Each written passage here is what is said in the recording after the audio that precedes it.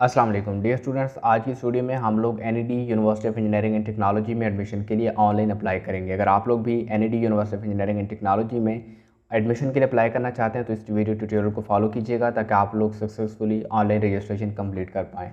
इसके अंदर complete each and everything मैं आप लोगों को बड़ी डिटेल से एक्सप्लेन भी करूँगा और लाइव हर एक चीज़ करके दिखाऊँगा।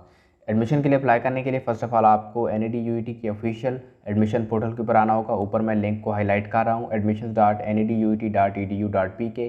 आप लोगों के लिए मैंने नीचे डिस्क्रिप्शन में भी लिंक दे दिया है, उसके ऊपर आप क्लिक करके इस पोर्टल के ऊपर आ सकते हैं।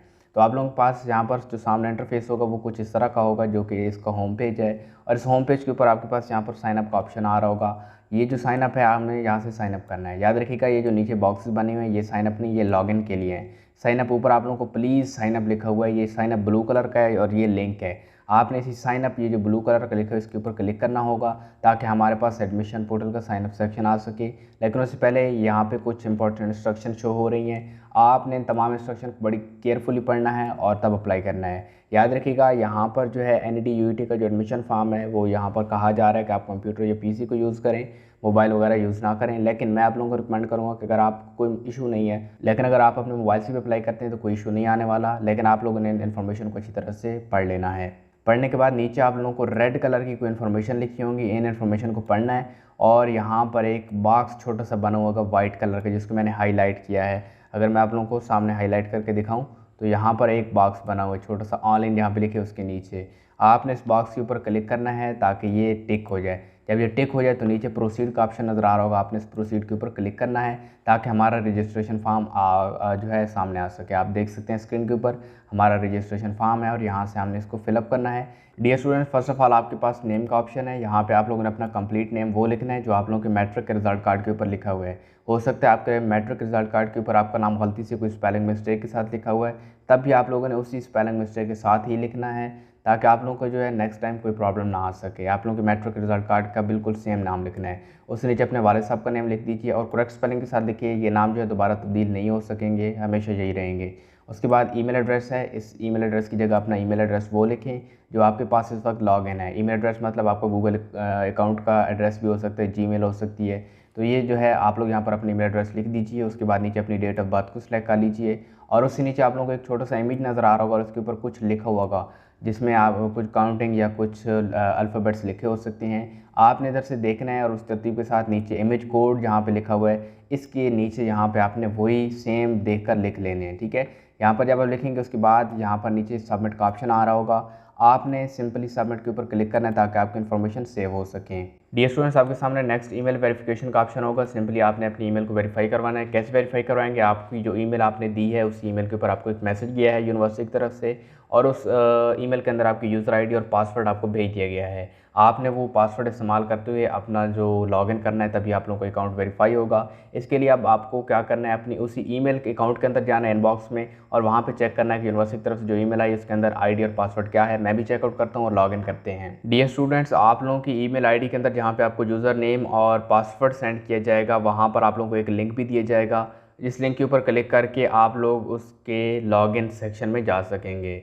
आप लोग चाहें तो आप लोग इसी पोर्टल को, ये जो बैक एरो है इसको बैक करते करते इसके एडमिशन पोर्टल की तरफ ले जाएं जहाँ से हम लोग स्टार्ट हुए थे। तो ये हमारा जो है लॉगिन सेक्शन भी है। ठीक है, तो नीचे डिस्क्रिप्शन में मैंने इसका लिंक दे दिया। अगर आप चाहें तो अलग से इसके ऊपर क्लिक करके आप डायरेक्ट इस पोर्टल के ऊपर आ सकते हैं।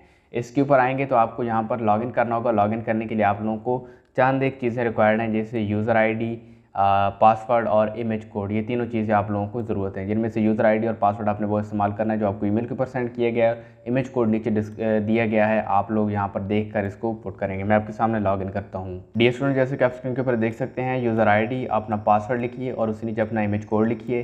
कोड लिखने के बाद आपको एक साइड पर लॉगिन का ऑप्शन नज़र आ रहा होगा, आपने सिंपली लॉगिन के ऊपर क्लिक कर देना है। आप जो ही लॉगिन के ऊपर क्लिक करेंगे तो आपका अकाउंट लॉगिन हो जाएगा और आपके सामने इस तरह का डैशबोर्ड होगा और इस डैशबोर्ड के ऊपर आप लोग यहाँ पर देख सकते हैं आपकी जो एप्लीकेशन है उसके यहाँ पर स्टेप लिखे हुए हैं। टोटल आप लोगों को यहाँ से 8 स्टेप्स के गुजरना होगा और 8 स्टेप कंप्लीट करने होंगे और 8वें स्टेप पर आपको एडमिट कार्ड मिलेगा। एडमिट कार्ड मतलब आप लोगों की जो रोल नंबर स्लिप होती है टेस्ट के लिए वो आप लोगों को प्रोवाइड की जाएगी। तो चलिए स्टार्ट करते हैं। First of all step 1 complete करना है। आप लोगों ने सिंपली स्टेप 1 के सामने सेलेक्ट बोर्ड ग्रुप का ऑप्शन नज़र आ रहा होगा, आपने इसके ऊपर क्लिक कर देना है। इसके ऊपर आप क्लिक करेंगे तो आपके सामने इस तरह का इंटरफेस होगा। यहाँ से हम लोगों ने अपना जो बोर्ड है और ग्रुप वगैरह इन चीज़ों को सिलेक्ट करना है। डियर स्टूडेंट्स, आपके पास यहाँ स्टेप 1 के नीचे पहले बोर्ड का ऑप्शन है, आपने यहाँ से अपना बोर्ड सेलेक्ट कर लेना है। बोर्ड के ऊपर आप जो ही क्लिक करते हैं तो आपको लिमिटेड से बोर्ड यहाँ पे नज़र आते हैं, और अगर आप लोगों को इनमें से कोई बोर्ड नहीं है तो आप लोगों को नीचे कुछ ऑप्शन भी नज़र आ रहे हैं, आप इनमें से सेलेक्ट कर सकते हैं। और आखिर पर आप लोगों को एक ऑप्शन नज़र आ रहा है, board other than Karachi, Aga Khan, Ziauddin, Hyderabad, Mirpur Khas, Sukkur, Larkana, Nawabshah, federal for exam. अब जैसे अगर आप पंजाब से हैं और आप अप्लाई कर रहे हैं, आप KPK से हैं और आप अप्लाई कर रहे हैं, मतलब सिंध के अलावा किसी और बोर्ड से हैं, तब आपने इसको सिलेक्ट करना होगा, क्योंकि आपका बोर्ड जो है इन बोर्ड में से किसी में से भी नहीं है और ना ही कोई फॉरेन और है, ठीक है। तो आपने इसको सिलेक्ट करना है। और अगर आप सिंध से अप्लाई कर रहे हैं तो डेफिनेटली आपके पास ये सारे बोर्ड्स का ऑप्शन है सिंध में से, और अगर फेडरल से हैं तो आपके पास फेडरल का भी ऑप्शन है, ठीक है। लेकिन सिर्फ और सिर्फ जो है अगर आप लोग आउटसाइड ऑफ इन सब से हैं तो फिर आपने इसको सिलेक्ट कर लेना है आखिरी वाले को। उसके नीचे आपके पास ग्रुप ऑप्शन है, सिलेक्ट ग्रुप के ऊपर क्लिक कीजिए और अपना ग्रुप सेलेक्ट कर लीजिए कि आपका कौन सा ग्रुप है। जैसे मेरा प्री इंजीनियरिंग है तो मैंने अपना ग्रुप जो है वो प्री इंजीनियरिंग को सिलेक्ट कर लिया है। इसके बाद आपके सामने नीचे जो है ऑप्शन आ जाएगा, do you have domicile of. अब अगर आपके पास इन सिटीज़ में से, यानी कि सिंध का डोमिसाइल है आपके पास सिंध में से किसी भी सिटी का, तो आप एनी सिटी इन सिंध को टिक कीजिए। अगर सिंध के अलावा किसी और जगह का डोमिसाइल है तो आपने नीचे वाले को सिलेक्ट करना है। क्योंकि मैं जो है आउटर साइड ऑफ सिंध हूँ तो मैंने इसको सिलेक्ट कर लिया, क्योंकि मैं आउटसाइड ऑफ सिंध से अप्लाई कर रहा हूँ, ठीक है। अगर आप सिंध से हैं, सिंध के किसी भी शहर से हैं, तो आप लोग एनी सिटी इन सिंध अगर आपके पास उसका डोमिसाइल है तो सिलेक्ट कर सकते हैं। उसके नीचे यहाँ पर हमारे पास कैटेगरीज का ऑप्शन है। अब जो हम लोगों ने सिलेक्ट की है, ऊपर अपनी क्वालिफिकेशन या बोर्ड और अपनी जो डोमिसाइल का सिलेक्ट किया है, उसके लिहाज से हमें यहाँ पर जितनी भी चीज़ें हैं वो नज़र आ रही हैं, जितनी भी कैटेगरीज़ हैं वो नज़र आ रही हैं। जैसे यहाँ पर आप स्क्रीन के ऊपर देख सकते हैं, मेरे सामने ये तमाम जो कैटेगरीज़ हैं वो आ रही हैं कि आप इन कैटेगरीज़ के ऊपर अप्लाई कर सकते हैं। अब मैंने देखना है कि मैं कौन सी कैटेगरी में अप्लाई करना चाहता हूँ। अब जैसे यहाँ पे SF-7 लिखा हुआ है, फर्स्ट ऑफ ऑल जो पहली category, foreign candidates, Afghan candidates whose names are forwarded by higher education commission Pakistan, ठीक है। तो आपकी जितनी भी ये कैटेगरीज हैं उनके सामने उनकी डिस्क्रिप्शन भी लिखी हुई है। जैसे सेल्फ फाइनेंस 11 यहाँ पे लिखा हुआ है कि स्पॉन्सर्ड सीट्स, अगर मैं स्पॉन्सर्ड सीट के ऊपर अप्लाई करना चाहता हूँ तो मैं SF-11 को सिलेक्ट करूँगा। अब ये कैटेगरीज एक्चुअली हैं क्या? कैटेगरीज एक्चुअली यूनिवर्सिटी की तरफ से एक अलग अलग कैटेगरी बना दी गई हर तरह की सीटों के लिए, ठीक है। तो आपने इस वजह से परेशान नहीं होना, चूँकि ये कैटेगरीज थोड़ी ज़्यादा होती हैं। मैंने इनका जो अलग से चार्ट है यूनिवर्सिटी की वेबसाइट के ऊपर अवेलेबल है, आप लोग यहाँ से इनकी कैटेगरीज की डिस्क्रिप्शन पढ़ सकते हैं कि ये कौन सी कैटेगरी किसके लिए है। नीचे डिस्क्रिप्शन में लिंक दे दिया, आप उस लिंक के ऊपर क्लिक करके ये जो कैटेगरीज हैं इनके बारे में इस तरह से आके पढ़ सकते हैं। पेज नंबर जो है 9 से, यहाँ पे 9th पेज के ऊपर ये कैटेगरी स्टार्ट हो रही हैं। आपने इनकी डिस्क्रिप्शन पढ़ लेनी है कि ये कौन सी कैटेगरी कौन से स्टूडेंट के लिए, आपको बड़ी अच्छी तरह समझ आ जाएगी। और अगर आप इसको ना भी पढ़ें तो आप लोगों को इसी यूनिवर्सिटी की पोर्टल के ऊपर ही यहाँ पर सब कुछ नज़र आ रहा है, जो कि यहाँ पर आप देख सकते हैं। हर कैटेगरी के सामने उसकी डिस्क्रिप्शन लिखी हुई है, आप आसानी के साथ चूज़ कर सकते हैं कि आपको कौन सी कैटेगरी में अप्लाई करना है। जैसे मैं सिलेक्ट करता हूँ एनी सिटी इन सिंध को, अगर मैं इसको सिलेक्ट करता हूँ तो मेरे पास ये सारी कैटेगरीज आ जाएंगी जिन कैटेगरीज की बेस पर मैं अप्लाई कर सकता हूँ। तो सिंध के जितने भी स्टूडेंट हैं जिनके पास सिंध का डोमिसाइल है वो यहाँ से कर सकते हैं। और ऐसे स्टूडेंट जो किसी और प्रोविंस से अप्लाई कर रहे हैं, जैसे अगर कोई पंजाब से अप्लाई कर रहा है तो उसको जो नॉमिनेट करेगी वो UET करेगी, ठीक है। अब UET जो लाहौर वाली है, ये UET लाहौर जो है वो अपने नॉमिनीज़ देगी कि इन स्टूडेंट का जो है आप एडमिशन करेंगे, वो भी रिज़र्व सीट्स के ऊपर जो कि कोटा सीट्स होती हैं, ठीक है, रेसिप्रोकल सीट्स जिसे बोलते हैं, ठीक है। तो अगर आप किसी और सूबे से अप्लाई करना चाहते हो तो डेफिनेटली आपको, जैसे अगर आप पेशावर से अप्लाई करना चाहते हैं यानी कि KPK से, तो आपकी UET पेशावर करेगी। आपने जो एप्लीकेशन यहाँ पे भी फॉर्म फिलअप करना है और अपनी एप्लीकेशन जो है वो UET पेशावर को देनी है रिज़र्व सीट्स के लिए स्पेशली, ताकि वो आप लोगों की जो एप्लीकेशन है उनको उनका मेरिट बनाए और आपको जो नॉमिनेट करके इस यूनिवर्सिटी के हवाले करे। आप लोगों को यहाँ से जो है आप इसको सिलेक्ट कर लेंगे तो आके सबमिट करवाएंगे तो आपको बड़ी अच्छी तरह से इस बात का अंदाज़ा हो जाएगा कि आप लोगों की जो नॉमिनेशन है वो आप लोगों की जो नॉमिनेटिंग बॉडी होती है वो ही करती है। हर सूबे की जो बड़ी यूनिवर्सिटी होती है इंजीनियरिंग की, वही नॉमिनेट करती है और इस यूनिवर्सिटी को उसकी लिस्ट देती है कि हमारे सूबे के ये स्टूडेंट हैं जिनको आप जो रेसिप्रोकल सीट है उनके ऊपर एडमिशन दें। लेकिन जो स्टूडेंट उसी सूबे से हैं उनको यहाँ पे रेगुलर एडमिशन के ऊपर अप्लाई करना चाहिए, और जो स्टूडेंट सेल्फ फाइनेंस की बेस पर अप्लाई करना चाहते हैं वो उनके ऊपर ये सारी कैटेगरीज हैं और हर कैटेगरी के सामने उसकी मुकम्मल डिस्क्रिप्शन और उसका फ़ीस स्ट्रक्चर लिखा हुआ है, ठीक है। तो आप लोगों ने क्या करना है, इनको अच्छी तरह से पढ़ लेना है और अपने लिहाज से कैटेगरी को सिलेक्ट कर लेना है। कैटेगरी सिलेक्ट करते वक्त बस इतनी सी केयर करनी है कि इसके सामने जो डिस्क्रिप्शन लिखी हुई है आपने उसको पढ़ लेनी है। अगर आपने सेल्फ फाइनेंस बेसिस पर अप्लाई नहीं करना, बल्कि आप लोगों ने बिल्कुल रेगुलर की बेस पर अप्लाई करना है कि आपने NED का एंट्री टेस्ट देना है और उस टेस्ट की बेस पर फिर आपको मेरिट बनेगा और इस तरह से अप्लाई करना है। तो आप लोगों को यहाँ पर आखिर पर, बिल्कुल आखिर पर लिखा हुआ होगा are for appearing in NED entry test only. ठीक है, तो आपने सिंपली इस कैटेगरी को सिलेक्ट कर लेना है। ठीक है, इसको सिलेक्ट करने के बाद आप लोगों के पास नीचे सबमिट का ऑप्शन होगा, आपने इसको यहाँ से सबमिट कर लेना है। लेकिन चूँकि मैंने NECT आउटसाइड सिंध करना था तो मैंने इसको सिलेक्ट किया और फिर मैंने नीचे आर को सिलेक्ट कर लिया, कैटेगरी को। ये सिलेक्ट करने के बाद आपने अपनी कैटेगरी, आप मोर देन 1 कैटेगरी भी सिलेक्ट कर सकते हैं। लेट्स से मैं चाहता हूँ कि मेरा इधर भी हो जाए और मैं चाहता हूँ कि मैं जो है real science director of professional engineers की बेस पर अप्लाई करना चाहता हूँ, क्योंकि मेरे वालिद साहब जो हैं वो प्रोफेशनल इंजीनियर हैं और यूनिवर्सिटी के पास इंजीनियर्स के लिए भी स्पेशल कोटा सीटें हैं। तो मैं इस बेस पर अप्लाई करना चाहता हूँ, तो मैं इस कैटेगरी को भी सिलेक्ट कर लूँगा SF9। ठीक है, आपने ये कैटेगरीज की डिस्क्रिप्शन पढ़नी है ताकि आप लोगों को भी समझ आ जाए और आपने इसी तरह से इसको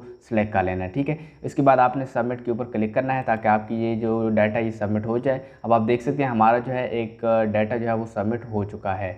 उसके बाद हमारे पास नेक्स्ट है स्टेप नंबर 3, जो कि बेसिक इन्फॉर्मेशन है। अगर आप अभी अपनी जो इन्फॉर्मेशन है या जो कैटेगरीज वगैरह हैं वो रिमूव करना चाहते हैं तो ऊपर आपको यहाँ पर ऐड रिमूव कैटेगरी का ऑप्शन नज़र आ रहा होगा, ग्रुप का भी आपके पास यहाँ पर नज़र आ रहा होगा या बोर्ड का भी आपके पास नज़र आ रहा होगा। अब हमारे पास स्टेप नंबर 3 है बेसिक इन्फॉर्मेशन का। आपने इधर बेसिक इन्फॉर्मेशन के ऊपर क्लिक करना है और यहाँ से अपनी बेसिक इन्फॉर्मेशन दर्ज करनी है। डियर स्टूडेंट्स, इन इन्फॉर्मेशन को फिलअप करने के लिए आपके पास यहाँ पे नेम और फादर नेम ऑलरेडी लिखा होगा। आपने यहाँ से अपनी डेट ऑफ बर्थ को सिलेक्ट कर लेना है, उसके बाद अपनी जेंडर को सिलेक्ट कर लेना, उसके बाद अपना CNIC या फॉर्म B नंबर लिख देना है। अब जिनके पास CNIC नंबर नहीं है वो अपना फॉर्म B नंबर लिखेंगे। डेफिनेटली जो इंटरमीडिएट स्टूडेंट होती है उनकी एज भी अंडर 18 होती है, तो अपना फॉर्म B के ऊपर आपको जो नंबर है वही लिख दीजिए। और अपना नंबर जब लिखेंगे तो वहाँ से डैशेस नहीं लिखने, सिर्फ और सिर्फ नंबर ही लिखने हैं, 13 डिजिट नंबर। उसके नीचे रिलीजन अपना सेलेक्ट कर लेना है, उसके बाद अपना एड्रेस लिख देना है, परमानेंट और एड्रेस और प्रेजेंट एड्रेस दोनों लिख देने, अगर सेम है तो सेम लिख देने हैं। नीचे टेलीफोन नंबर और सेल नंबर, आप चाहें तो सेल नंबर जो है वो टेलीफोन नंबर यहाँ पे दोनों सेम लिख सकते हैं, और अगर आप लिखेंगे तो डैश नहीं देना, सिर्फ फ़ोन नंबर जो है वो लिख देना है। ठीक है, अगर लैंडलाइन लिखेंगे तो फिर आपने टेलीफोन नंबर का जो है साथ में सिटी कोड वगैरह नहीं लिखना। उसके बाद नीचे डिसेबिलिटी इन्फॉर्मेशन है, अगर आप लोगों को किसी किस्म की कोई डिसेबिलिटी है तो आप यहाँ से येस के क्लिक कर सकते हैं, अदरवाइज़ नो को रहने दीजिए। अगर आप येस को क्लिक करते हैं तो चांद का और इन्फॉर्मेशन देनी होगी कि आप किस किस्म की डिसेबिलिटी है। डियर स्टूडेंट्स, उसके बाद नेक्स्ट ऑप्शन है आपके पास enter following information in case supported by guardian not father. अगर आपको वालिद साहब नहीं बल्कि कोई गार्डियन सपोर्ट कर रहा है, मतलब अगर आपके वालिद साहब जिंदा नहीं है और आपको कोई चाचू मामू सपोर्ट कर रहा है पढ़ाई के लिए, तो आपने जो 2 डब्बे हैं जिनमें गार्डियन नेम और रिलेशन विद गार्डियन, इसको आपने सेलेक्ट कर लेना है। अदरवाइज़ आप लोगों ने यहाँ पे कोई चीज़ और लिखने की ज़रूरत नहीं है। अगर आपके वालिद साहब जिंदा हैं तो ये ऊपर वाले 2 डब्बों को छोड़ दें, नीचे आ जाएं। यहाँ पे नीचे एक बॉक्स और यहाँ पर इन्फॉर्मेशन है, इन्फॉर्मेशन ऑफ फादर गार्डियन। अब यहाँ पे अपने वालिद साहब या फिर वो उस गार्डियन की इन्फॉर्मेशन देनी है जो आप लोगों को सपोर्ट कर रहा है।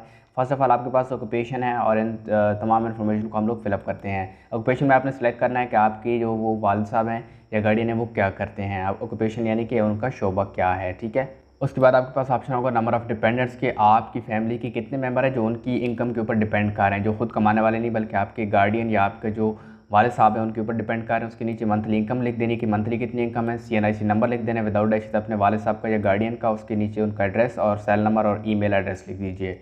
अगर ईमेल एड्रेस उनका नहीं है तो आप अपना लिख सकते हैं, फ़ोन नंबर भी आप अपना लिख सकते हैं, कोई इशू नहीं है।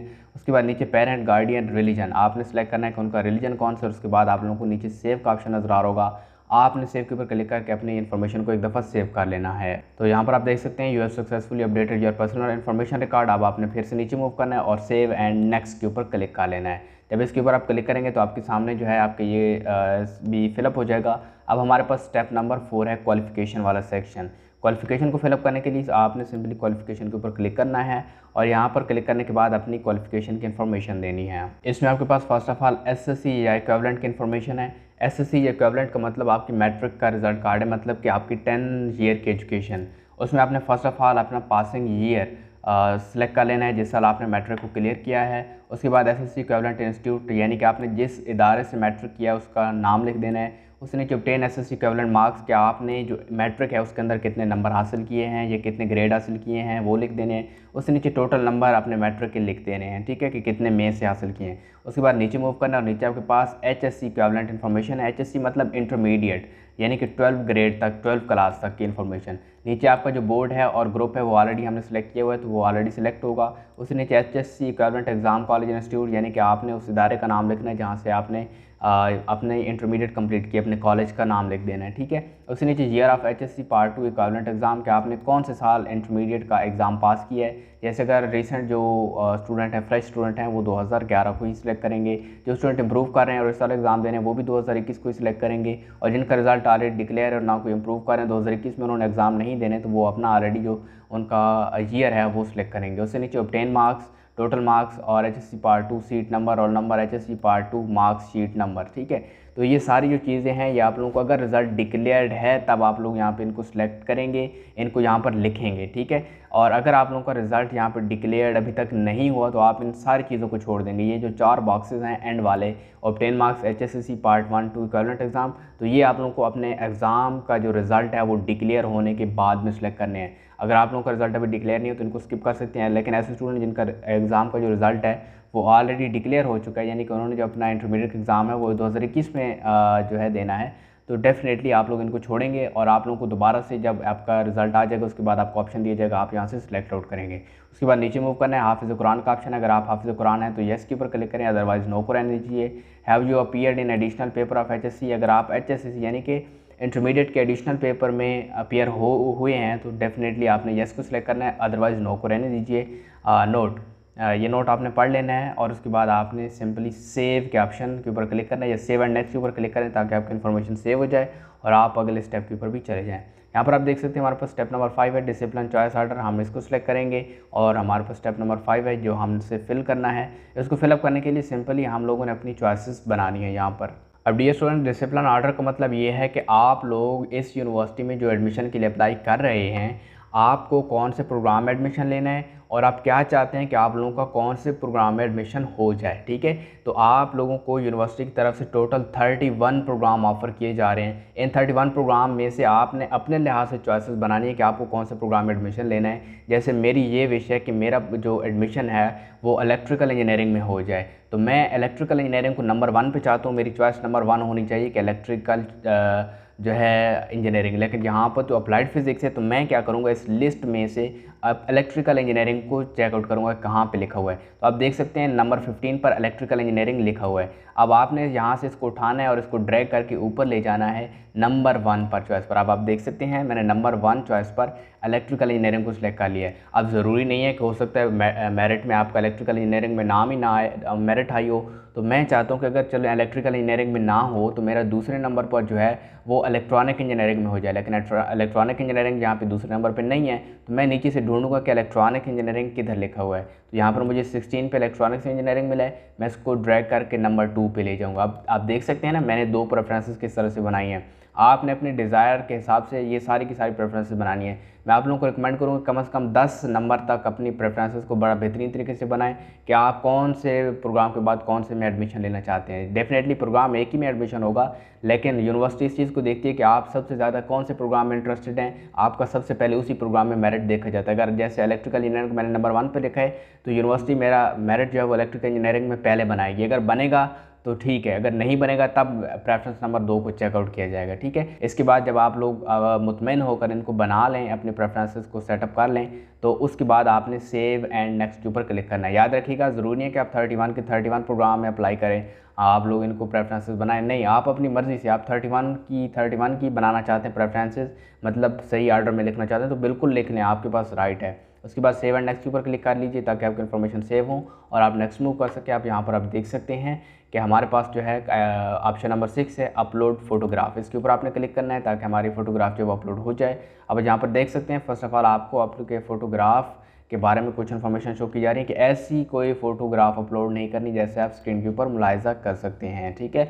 तो मतलब आप लोगों की जो प्रोफेशनल सी फ़ोटोग्राफ होनी चाहिए वैसी होनी चाहिए जैसा कि आप यहाँ पर देख सकते हैं ये आपके पास है, और इसकी जो फॉर्मेट है वो JPG या होनी चाहिए GIF होनी चाहिए, और 300 KB से साइज़ जो है वो ज़्यादा नहीं होना चाहिए, बस इस बात का ख्याल रखना है। ब्लू बैकग्राउंड होना चाहिए, इस बात का ख्याल रखना है, ठीक है।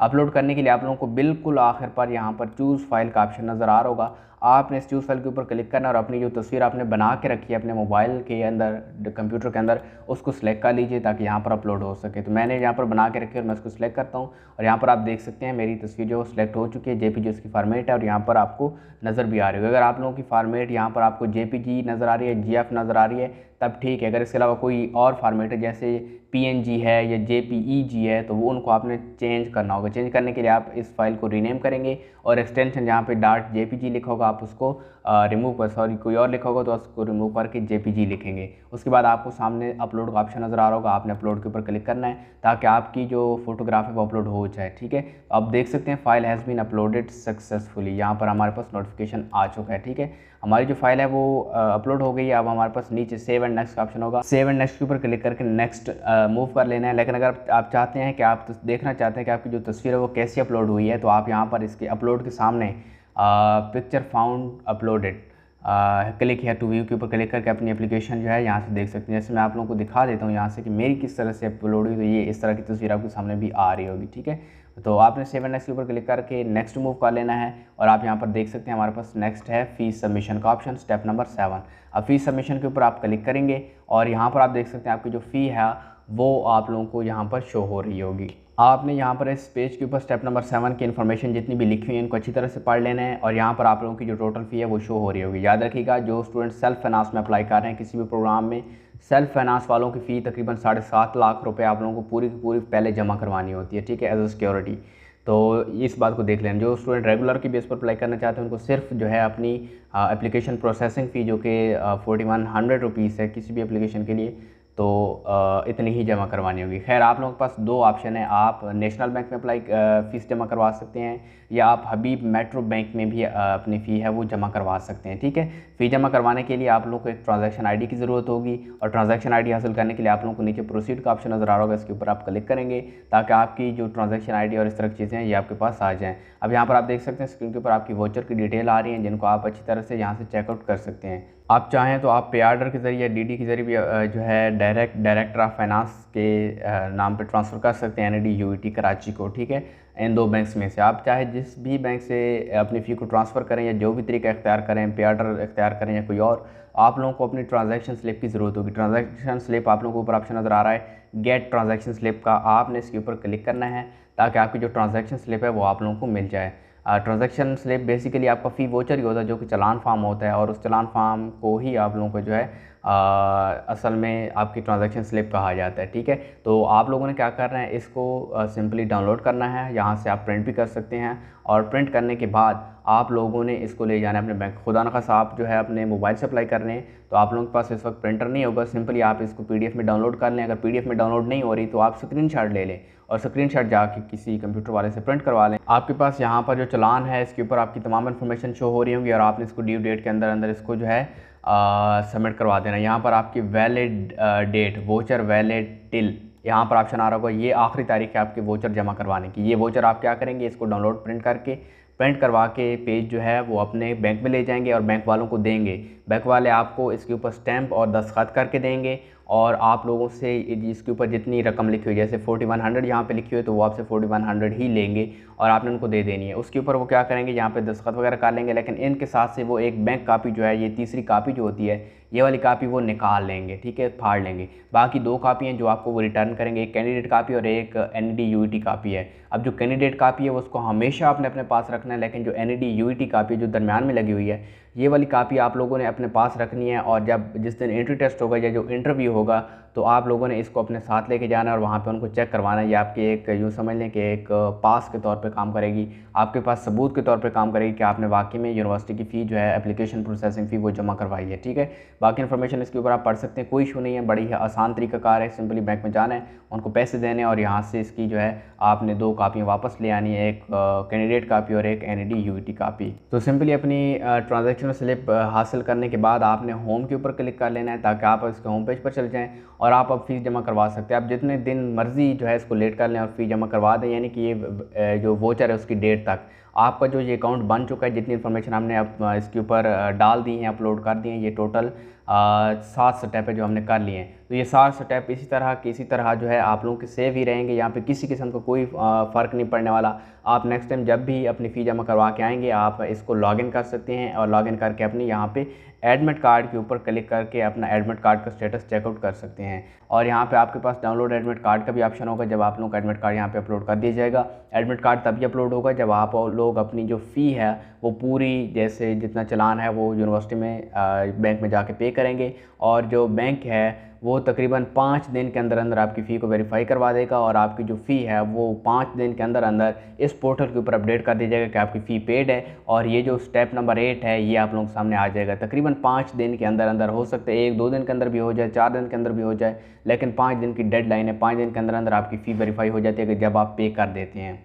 अब रही बात कि आपको पता कैसे चलेगा कि आपकी जो फ़ी है वो पे हो चुकी है, जब बैंक ने वेरीफाई कर लिया, तो आपने सिंपली होम के ऊपर क्लिक करना है, या आपने जो यूईटी के इसका जो पोर्टल है उसके ऊपर लॉगिन करना है। लॉगिन करने के बाद आपने इस डैशबोर्ड पर आ जाएंगे, और डैशबोर्ड में आप लोगों के पास स्टेप नंबर 7 होगा फ़ी सबमिशन का। आपने इसके ऊपर फ़ी सबमिशन के ऊपर क्लिक करना है, और आपकी यहाँ पर जो फ़ी है यहाँ पे आपने प्रोसीड के ऊपर क्लिक करना है, तो आप लोगों के सामने यहाँ पर भी आ जाएगी। और अगर आप प्रोसीड के ऊपर क्लिक नहीं भी करते, या इसी स्टेप के ऊपर स्टेप नंबर 7 के ऊपर भी यहाँ ऑलरेडी पेड में आपकी यहाँ पे फ़ी आ रही होगी कि आपने कितनी फ़ी ऑलरेडी पे कर दी है। मतलब ये टोटल 4100 है, तो अगर आपने 4100 पे कर दिया तो आपका जो स्टेटस है यहाँ पर 4100 ऑलरेडी पेड का ऑप्शन आ जाएगा, और आप लोग जो है बड़ी आसानी के साथ जो है वेरीफाई हो जाएंगे। अब आपने कौन कौन से बैंक ब्रांचेस में जमा करवानी है तो उसकी लिस्ट यहाँ पे मौजूद है, लिस्ट ऑफ एनबीपी ब्रांचेस और लिस्ट ऑफ एचएमबी ब्रांचेस। ठीक है, आप चाहें तो इनमें से किसी भी बैंक ब्रांच को चेकआउट कर सकते हैं और वहाँ पर जाकर इसको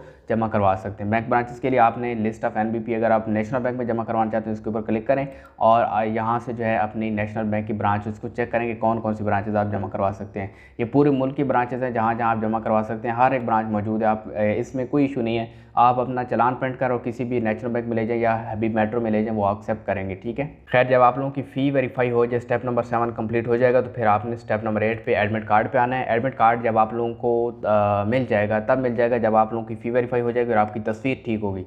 फर्स्ट ऑफ ऑल आप लोगों की जो तस्वीर आपने अपलोड की है वो चेकआउट की जाएगी कि आपने वाकई में ठीक तस्वीर अपलोड की है। तभी अगर आपने वाकई में ठीक तस्वीर अपलोड की है जैसी इन्फॉर्मेशन दी गई और मैंने आपको बताया है, तो बिल्कुल आपका ठीक है, आपकी फ़ी वेरीफाई होगी। और फ़ी वेरीफाई होने के बाद यहाँ पर आपको आपका एडमिट कार्ड दे दिया जाएगा। याद रखिएगा, आपने अपना एडमिट कार्ड यहाँ से डाउनलोड करना है और प्रिंट करवा लेना, और अपने टेस्ट वाले दिन इस एडमिट कार्ड को अपने साथ लेकर जाना होगा। डियर स्टूडेंट्स, आपकी रजिस्ट्रेशन का काम यहाँ पे ख़त्म हो जाता है। अब यूनिवर्सिटी का काम है आप लोगों को एडमिट कार्ड देना। एडमिट कार्ड जब आप लोगों को आ जाएगा तो आपने इसी पोर्टल के ऊपर लॉगिन करके यहाँ से प्रिंट कर लेना है, या डाउनलोड करके किसी से प्रिंट करवा लेना है। अगर आप अपना पोर्टल यहाँ से लॉग आउट करना चाहते हैं तो ये यहाँ पे लॉग आउट का ऑप्शन नज़र आ रहा होगा, यहाँ से लॉग आउट कर सकते हैं। और अगर आप नेक्स्ट टाइम कभी भी लॉगिन करना चाहते हैं, अपनी इन्फॉर्मेशन देखना चाहते हैं, अपनी एप्लीकेशन का स्टेटस देखना चाहते हैं, तो आप इसी पोर्टल के ऊपर आएंगे और यहाँ पर इसी तरह की इन्फॉर्मेशन जो है इनको फिलअप करेंगे। और फिलअप करने के बाद आपने यहाँ से नीचे कोड वगैरह है, इस कोड की जगह अपना कोड लिखना है जो आप लोगों को यहाँ पे शो हो रहा होगा, और उसके बाद आपने सिंपली नीचे लॉगिन का ऑप्शन नज़र आ रहा होगा, लॉगिन के ऊपर क्लिक कर देना है। लॉगिन के ऊपर क्लिक करेंगे तो आप दोबारा से अपनी एप्लीकेशन के अंदर एंटर हो जाएंगे, और आप जब चाहें इसको लॉग आउट कर सकते हैं, जब चाहें लॉगिन कर सकते हैं। आई होप इस वीडियो ने आपकी कुछ ना कुछ हेल्प की होगी। अगर वाकई में ऐसा है तो लाइक ज़रूर कर दीजिएगा। इसके अलावा भी पूरे पाकिस्तान की यूनिवर्सिटीज़ के अपडेट, एडमिशन और स्कॉलरशिप की इन्फॉर्मेशन इस चैनल के ऊपर प्रोवाइड की जाती हैं। सब्सक्राइब अगर करना चाहते हैं तो कर लीजिएगा, क्योंकि आप लोगों को भी नोटिफिकेशन मिलते रहेंगे। मिलते हैं किसी और वीडियो में। अपना बहुत सारा ख्याल रखिएगा। मेरी तरफ से सब लोगों को अल्लाह हाफिज़।